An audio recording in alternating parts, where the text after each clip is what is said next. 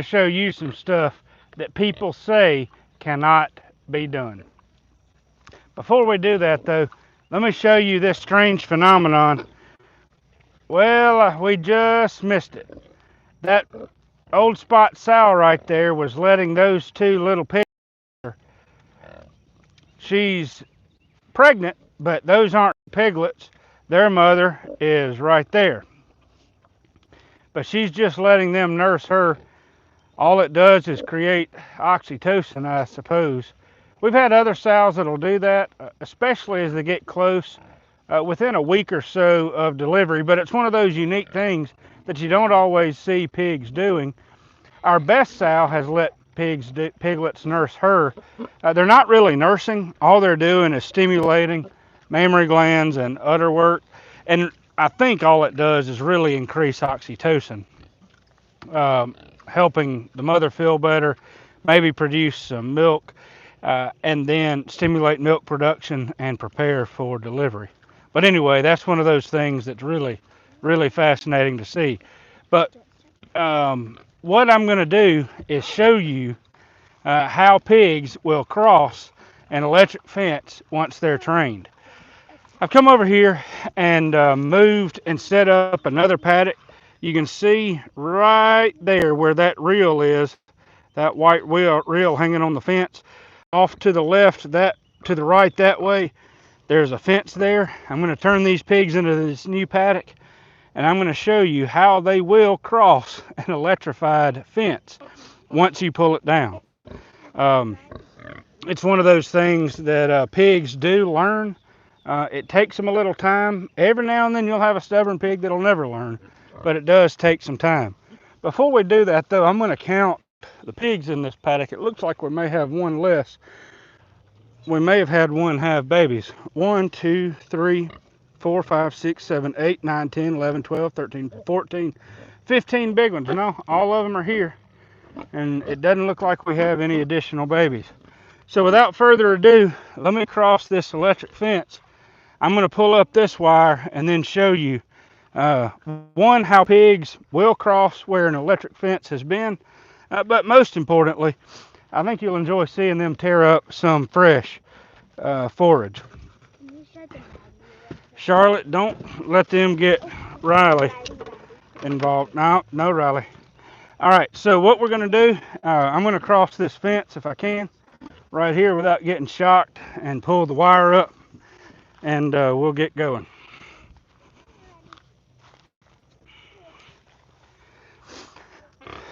In this pen, we've got sows like that one and that one that we raised here on their farm, so is that one.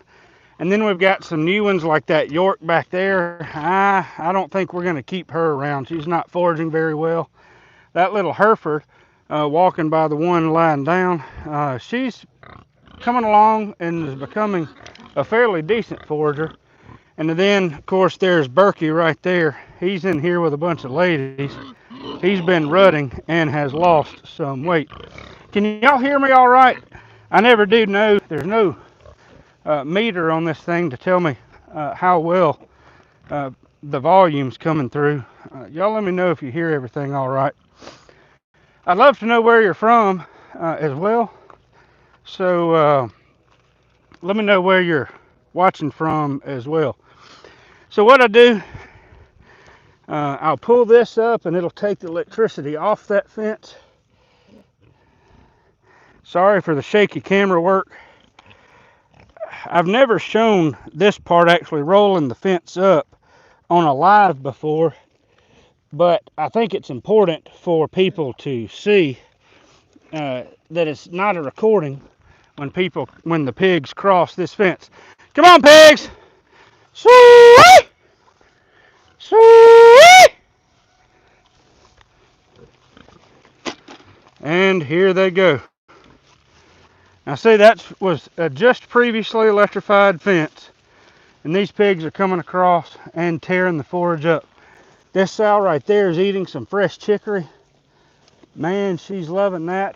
So is that one right there. That's that broad plant right there that they were eating. Berkey over there, the boar in here, he's learning to graze some chicory. He didn't do real well the first time we put him in a paddock, but he's stepping up his game. That sow's going with chicory. It amazes me how much the pigs that are the most pregnant will graze, and usually they'll hit the chicory first more than any of the others. See this York there? She's coming across the fence. She's across where the fence was, at least half the way across. She just hadn't quite gotten used to this system. This is only her third move across the electric fence, and she had a pretty hard lesson to learn there. Hey, Chloe. I know where you're from, at least if it's my daughter, Chloe. Anyway, y'all let me know where you're from. In this paddock, the forages that we have are cereal rye. That's what's gone to seed. It's heading out, and it's not going to be very nutritious. There's red clover right here. There's some balanza clover right there. And then the peas. These are the peas right there, Austrian winter peas. The pigs really, really love them and perform really well on them. Let's get back over here, and so you can see where those little yellow tabs are where I've connected the cross fencing. It's hard to see that fence. You can see it a little bit there now. And the pigs usually just start walking the perimeter of the fence where it's easy to go and start grazing. This is Ellie right here, and Ellie is tearing up some of this red clover. Hey, girl. Hey. She's one of our better sows. I really like how she's performed. She's an excellent mother. That's one of our sows off Midnight. This will be her first farrowing. We'll see how she does. E. Braxton, Cheney, Washington State. We want to move our pigs around on our farm with this same fencing process. Man, it works beautifully. E.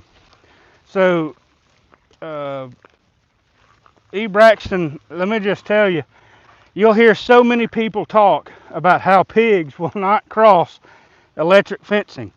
And there's a little bit of truth to that, but I have found that if you give pigs a chance to learn, to figure out your system, and especially if they have a couple pigs to help that know the ropes and can train them a little bit easier and quicker, it goes so much faster. It is a little bit more difficult with young feeder pigs, but once they're 100, 150 pounds, they're a little bit bigger, so you don't have to be quite as careful with your fencing. And most importantly, I found that they can. Oh, I need to get this fence up, or we're going to have a mess here. But most importantly, the pigs will kind of figure out a way. Hey, Mama. Yes, it's off. I've already pulled it off. I got it down on the other side. You were just over there playing. There's that Hereford, and I think she's gonna do okay eventually. That Berkshire right there, I don't know, and I have some reservations on that spot right there. But that spot's more interested in letting those little piglets stimulate her. That's those piglets' mother right there. See how I'm rubbing, and she just rolled over, kicked her leg up a little bit more. She's just enjoying the stimulation, I think. She doesn't even realize it's me petting on her. But anyway, you're good and calm. We'll see how good you are of a mother. She still hadn't figured out that it's me. So that mother, I have a feeling we're about to cull her. Come on, yeah. Going back to my previous point, I can get a little sidetracked if I'm not careful there. Look at how tall those winter peas are grazing up on this cereal rye. I want you to see, let me just turn the camera around I'm 6'1", so that stuff's right at 6 feet tall. It's, I guess you'd say it's 5.5 feet tall. But man, that stuff, I love these Austrian winter peas. And I think I'm going to try some others here fairly soon. But going back to where I was going, people will tell you that you can't move pigs, and the younger pigs will have a little bit more of a problem getting used to a system. But what I've found is once they're trained to the electric fence, they're kind of skittish. So I graze them in one paddock, and then I just, instead of trying to move them entirely, I found that if I move the fence back and strip graze, and the system I use is I usually give them, depending on how many pigs are in a paddock, this is 15 large pigs, so I move them every day, at least one post length. It's 80 feet wide and about 600 feet long. And what I found is that by the time you give them about 5 or 6 fresh strips of forages without moving their back fence all the way in the back, they figured out that you will eventually let them, they can eventually come across where they've been grazing before. So, yeah, Charlotte over there with our dog, new puppy, says that they are excellent lawnmowers, and I wouldn't put them in a yard because, well, you can see the rooting they do here. But they are excellent mowers. Let me get back to our questions. Um, so all that to say, E. Braxton, you can move. You can. I like these long fences. Oh, that's good that sow's letting those piglets nurse. Uh, I don't think they've been with their mother. Their mother got over here. It's a long story. And Charlotte and I, when we were moving, we got them over there by the edge of the woods over there. And so we brought those piglets over here squealing and created quite a ruckus. In fact, that old spot sow right there charged through the fence to try to tear me up. They heard those little piglets squealing. But they're back with Mama. They're nursing. She is letting them nurse, so we're in good shape there. But back to the point, I like these long, skinny paddocks with this high tensile electric fencing. I use one little post, and it takes me less than 5 minutes, if they're already cut, to set up that fencing. A lot of times I'll come out here with a lawnmower, a tractor, or a weed eater, and cut several paths through the taller forages, set up the fence, and they're ready to go. And then it takes just a little bit of time to roll it up. All that to say, that was a lot more detail than y'all cared to hear, I'm sure. Retro Fry, your channel has inspired me to get pigs on our homestead someday. I would highly encourage you to get pigs on a homestead someday. If it's nothing more than just a couple pigs, man, you can give them excellent food and create excellent nutrition for your family. Most people will talk about how destructive pigs are. And yes, wild hogs can be wildly destructive. So can domestic pigs. But it amazes me how much life pigs bring to the soil. These soils, you can see, they're just dark. They're rich. It's not very deep yet, but they were red just 2 years ago. They're starting to absorb and hold a whole lot more water.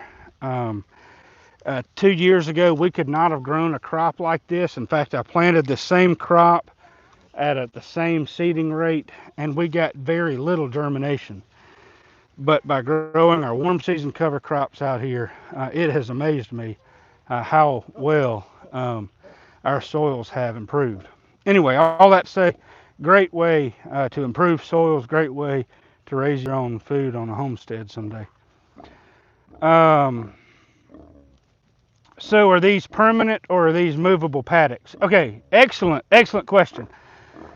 So this high tensile fence right here is permanent. Now, if for some reason we were on rented land and had to move them, we could pull these fences down, reel up the wire. It's a lot of work. But that's considered a permanent high tensile fence. Uses 12 and a half gauge steel wire. I use the top wire for cattle. For the pigs, we only need the bottom two wires. Steel T-post with plastic insulators, and then we've just got wood posts on the end. The only temporary thing is the little temporary fencing, that poly wire, poly braid that I run across to create our individual paddocks. So it's primarily permanent fencing that we then strip graze with some high tensile, not some high tensile, with some poly wire that's just temporary. Red Tail Hawk LES, glad you're on here. Um, you need one of our outdoor access points, Wi-Fi coverage over the entire farm. It would be nice. It would be really nice to have Wi-Fi coverage over the entire farm. Right now, this is data LTE 4G coverage, and it is not particularly excellent. One day we'll have some um, gigabit internet available on a couple parts of the farm, but yeah, it would take some work to get it right here. We have Idaho pasture pigs and coonies. Ah, nice. I've seen some Idaho pasture pigs and coonies. Um, they would work really well in a system like this, I think. Um, I'm not a big fan of them for commercial markets, for our commercial markets that we have around here, just because of the different, not the meat quality, but the carcass that most of our customers are looking for. But they are some excellent grazing pigs. Paul Sampson, Lehigh, Utah. The wife is from Alabama. Just told her when we moved back to Alabama, I'm going to do the same thing you're doing on her dad's land. Man, I'm happy to hear that. What part of Alabama? I'm just curious if it's 5 or 10 miles. We're 5 miles from the Alabama line, or if it's like Montgomery, which would be real far from us. How much does cover crop seed cost? We can spend anywhere from $300 an acre for a cover crop seed down to $15 or $20 an acre for cover crop seed. Um, Realistically, we spend a little bit more for our pigs than we do our cattle and other cover crops. I probably average about $60 per acre. This red clover, winter pea, cereal rye, buckwheat, not buckwheat. Well, there was some buckwheat when I planted it, but it died, of course, with the frost. It had some chicory in it. This cost, I think, about $45 or $50 an acre. I don't remember off the top of my head. But the cover crop seed cost, I mean, you're talking about, we're saving, this is 15 large pigs. They're going to eat nearly 100 pounds of grain per day. Right now, we're feeding them an average of 25 pounds of grain per day, per head, not per head, per the group. So we're reducing our feed cost by 75%. We'll be able to do that. I mean, we've got another acre and a half over here and another 2 acres over there of a very similar cover crop mix. And we're saving so much money on grain costs. They've been in here a week and a half, and I fed them less than a pound, less than 100 pounds of grain in this week and a half. So 10 days, they'd have eaten probably 600 or 700 pounds. They'd have eaten $100 or so. So far, I've already saved the $75 that I used to plant this crop, and we've still got another probably 4 or 5 days of forage available.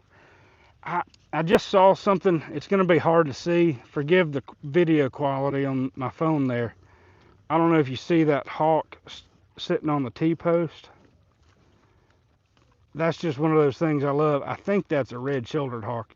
I don't see the colors very well from here. Um, but we have some red-shouldered hawks that stay around here a lot. What cover crop would you recommend for acres with colder climate in the Midwest?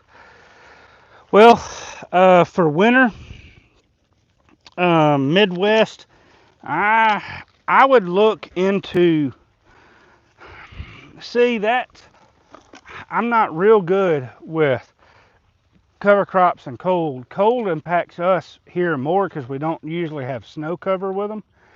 But I think cereal rye grows really well, very hardy.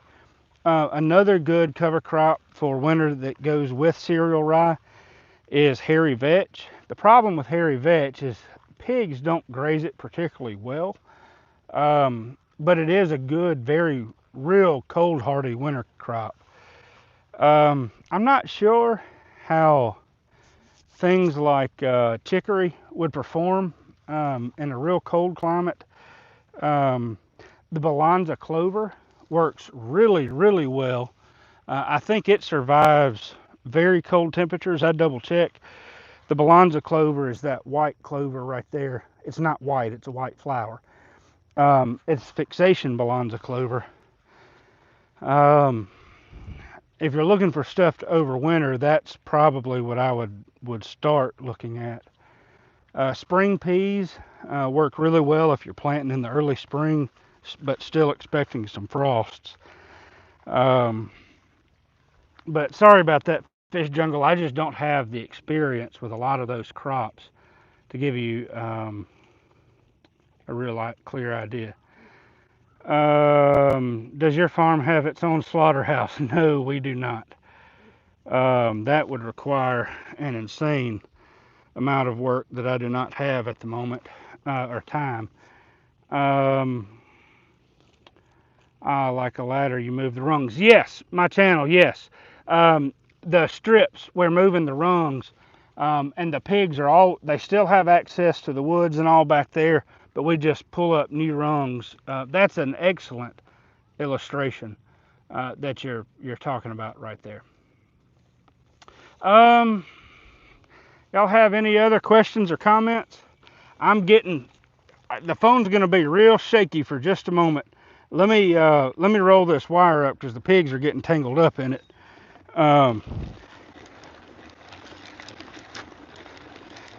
And once I get this fencing up, I got to talking and running off at the mouth, and pigs can make a mess of that stuff if you don't go and roll it up very well. Now I'm surprised that's a new little Berkshire gilt. She's eating the chicory. Oh, that York just ate some of those peas and clover. I'm kind of proud of her. This little Berkshire gilt, though, this producer, of course, they're not the same as genetics, but has given me one decent, really good Berkshire. In fact, Ellie over there. But I just have not been real impressed with her. We'll see how she performs on pasture. This old spot right there, she's the one that those two piglets were nursing. She's gone in here, and I don't know what she's grazing. She's eating the chicory.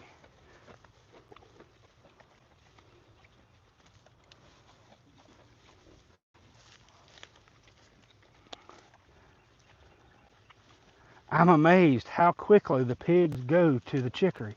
And they haven't had a whole lot of these winter peas in the paddocks before. This is the paddock, the strip of forage that had the most winter peas in it.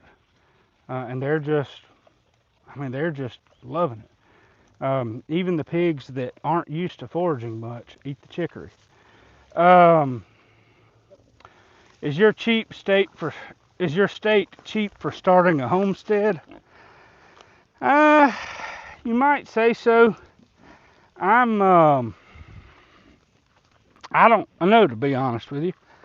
I'm not sure what would make a good state for starting a homestead.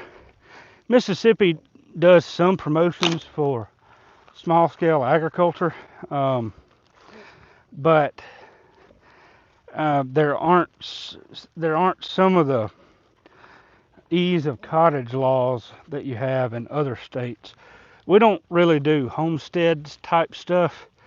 In fact, we're scaling up our pig operation, um, particularly our breeder operation. Um, there are some things that are nice, like no sales tax for stuff that's sold from the farm direct to consumers. That little old spot gilt, I've been pleased with her as well. Um, but I'm just not real sure how to answer that. What do we do for water for the pigs? We've got it's in the back in the woods. In fact, I think it's messed up at the moment. But we use a stock tank like that.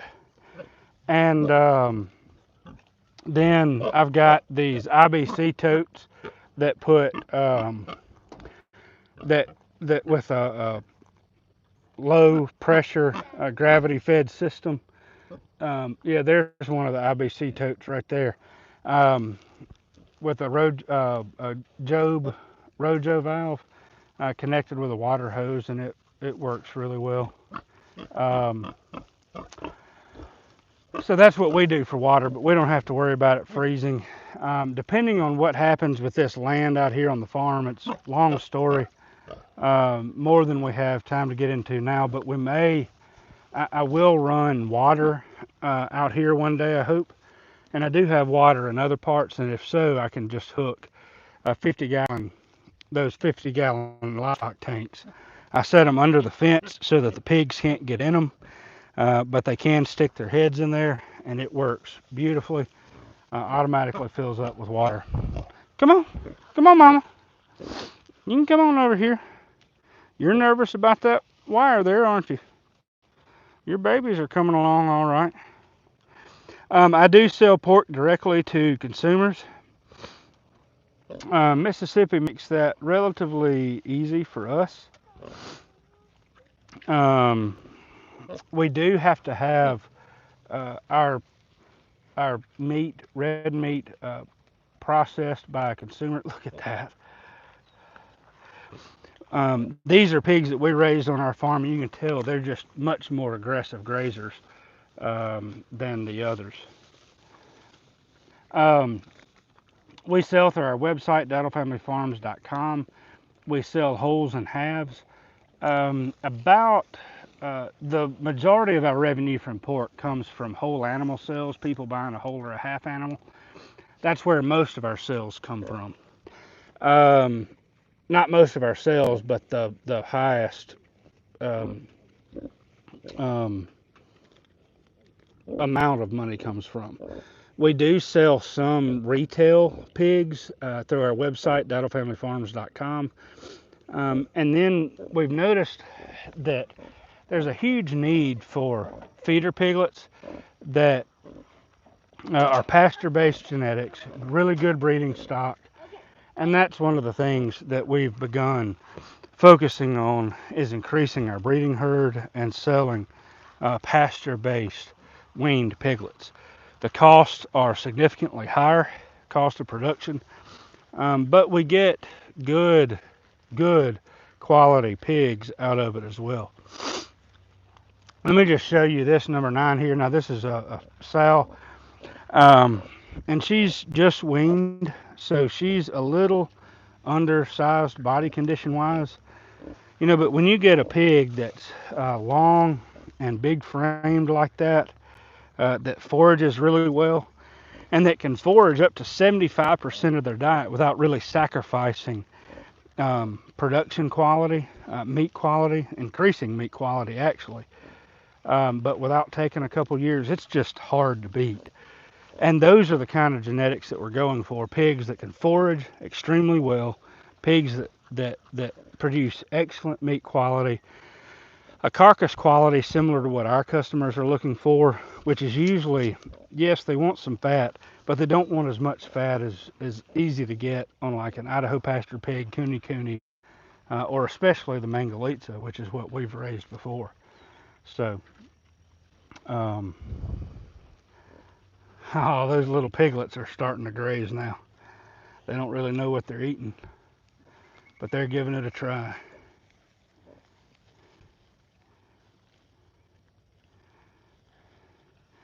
Their mama's not a particularly good forager. I wish I knew how to do this with a drone and live stream with a drone, because from the aerial shot, what's interesting is the pigs will circle all the way around the paddock, and then they'll start cutting through, and you can see kind of some of their more different grazing habits. Look at that chicory right there. That's the broadleaf stuff. That's excellent, excellent forage. Um, that's dock, curly dock, that's gone to seed. Not as good as chicory or Boston plantain, but it does add some diversity and it's good. And then, of course, the pigs will eat these peas right there, and that is excellent. Of course, I like eating those peas too. It's really good to get just straight out of the field. Is there a shelter of some sort? We don't have any shelter out here other than in the woods. Again, we're in Mississippi, so we have a season of mud and a season of hot, dry, humid weather. Now it's kind of humid right now, but it's 70, 80 degrees probably. Um, we'll have a few days where it gets down to 15 degrees or 20 degrees, but during the winter, most of our cold days are 30 or 40 with the highs in the 50s or 60s, and we just don't need the shelter. If I were going to be in weather like that, Braxton, I think what I would do is have a three-sided shelter that I could drag behind the pigs in the winter. It doesn't necessarily need to be heated, but it would need to block the wind, and the pigs would need to get out of the rain if it's wet. So that's what we're kind of doing. Any other questions or comments? I meant for this to be a 5-minute video, and if you haven't noticed, I can prattle incessantly sometimes.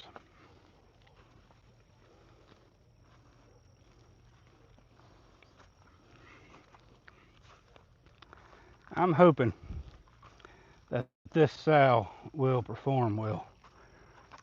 This is a gilt that we raised, and she did not take with Ferdinand. I'm giving her one more chance here with Berkey, and if she doesn't get pregnant, if she doesn't have a baby by, see, she's just been, so within the next 3 months, so by the end of July, end of August, she will become a sausage hog. This was great to see. Thanks for your time. Thanks for stopping in. I appreciate it. I'm always amazed that people will take the time to see what's going on out here around the farm. This sow here just weaned a bunch of piglets. So she's a bit underweight, but she's catching up pretty good. That one looks like she's about to drop a bunch of piglets. In fact, I keep thinking that she'll have had piglets any day now. There's Ellie. Ellie is probably one of my favorite sows out here. Man, she's just so friendly. Hey, girl. Yeah. You like the head rub? Anyway, anything else? Charlotte and I are about to head on. We've got a few other pigs to feed. Yes, baby? Charlotte's on the other side over there of the fence. So we're going to head on and go feed the other pigs. Check on things out there. There's Berkey. Hey, buddy. He's coming over to check and see if I have any grain for him. But he, used to, he would just come and wait for the grain. And he's getting to the point where he's getting to the point where he'll come around and graze. He's doing better than I'd anticipated. He's a little thinner than I'd like to see. But again, part of that is I suspect it's rutting. These ladies have been giving him all kinds of grief. He's got a lot of work to do to satisfy them. Hey, Mama. There you go. That's one that I plan on culling. We may keep her around. When she was a little bitty baby in this field right here, I was moving her, and I've used that picture so much. She had a little mouthful of chicory, and she was the cutest thing. It was kind of amazing. That's the main reason I kept her. Her mother was too small, and I found out later that her dad is too small too. Berkey, overworked and underpaid for sure. Berkey's had a lot. He's had a lot of work to do. Isn't that right, Charlotte? Yes, sir. But yeah, Riley is sleepy. But Berkey, he's been doing well. Look at that. That's that little Berkshire Gip. She may come along anyway. That old spot I've never seen just super aggressively grazing. I mean, it looks like she is now, but not quite as aggressively as the others. But her body condition has remained fairly good. We'll see. There are those two babies. But yeah, Berkey is overworked and underpaid. I thought you said underwear. No. Somebody said Berkey. He's overworked and underpaid. Do you know how he's overworked, Charlotte?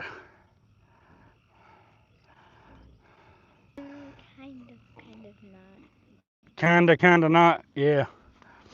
He, remember when he was in the pen and all the ladies were trying to marry him? Yeah. Anyway. Well, y'all, we're going to take on, hope y'all enjoyed the video. Oh, we might see something. See how the piglets, they weren't squealing, but they were calling for their mother, and she's calling for them back. Very, very normal behavior for pigs. She's kind of calling them, checking on them. She's always grunting, Daddy. She is always grunting. She had 4 piglets and 2 survived. That was my fault. Daddy, what'd you do? Well, not really surprisingly, but what'd you do? Anyway. On a more serious level, I really like your discussions about nutrients and the various food sources. I appreciate that. I spend a lot of time just for my own purposes trying to sort out the nutrients and the food sources. And out here, we've really got, let me see if I can get back in here. But of the vast majority of the nutritious forage by weight, by dry matter weight that we have, is this Balanza clover. Now, I don't know. We've got, in this whole field, it was Balanza clover. But this little strip, I don't know, probably 4,000 square foot area that I gave him today, has a lot more winter peas in here than normal. But this is the thing that I think that is the most important. If we're gonna, this is the thing that I think is most important to realize if we're going to reduce our grain cost, is we can't just have a high protein source feed for them. We've got to have multiple ones. Of the ones in here, the winter peas, they're not at the most nutritious stage. They're early reproductive. But we've got winter peas, we've got the balanza clover, and then this right here is red clover with the pink flowers, that arrow shaped kind of leaf there, tall erect stems. There's chicory in here. Each of these feeds has upwards of 16% protein, some of them as high as 20 some odd percent, 23, 24%, I think, in some of them. And the funny thing is they each have a different essential amino acid profile that really makes a huge difference in terms of helping balance the nutritional needs of the pigs. The chicory adds a lot of different trace minerals that the others don't. Of course, the clovers add a lot of calcium and all, but then the lysine, leucine, and other essential amino acids tend to be balanced when there's a broad variety of different, if there's a large variety of different high protein feeds. Not just a lot of one high protein feed, but 4 or 5 different sources.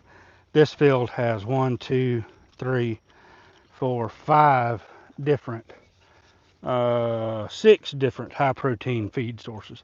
Curly Dock, there's not a whole lot of it, but there is some in here as well. I wonder if other farmers spend similar amounts of time regarding that area. I don't think a lot of pastured pork producers do.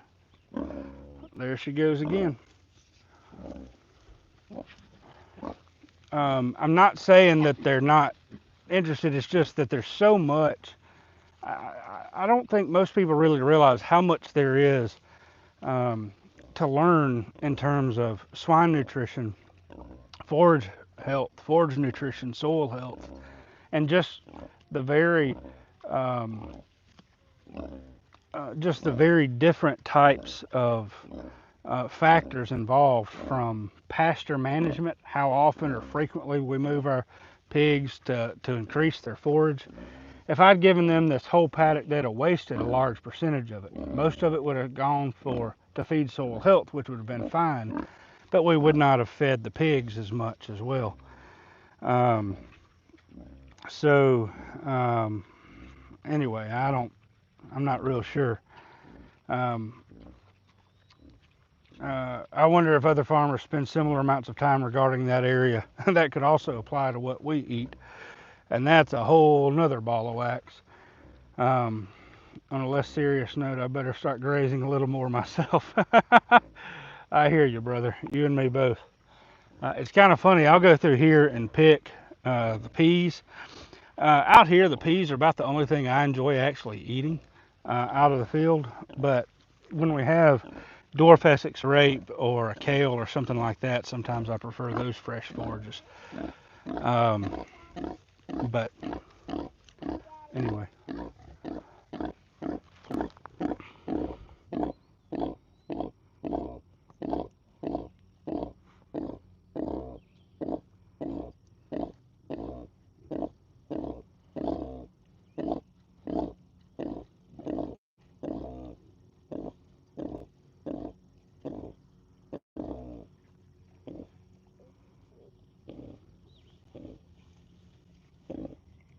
She's about to stop letting them nurse, I think.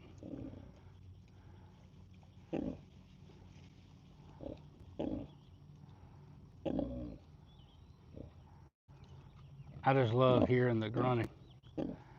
Although when they start stimulating the mammary glands like they're doing and rooting and biting, it always makes me wonder if that hurts.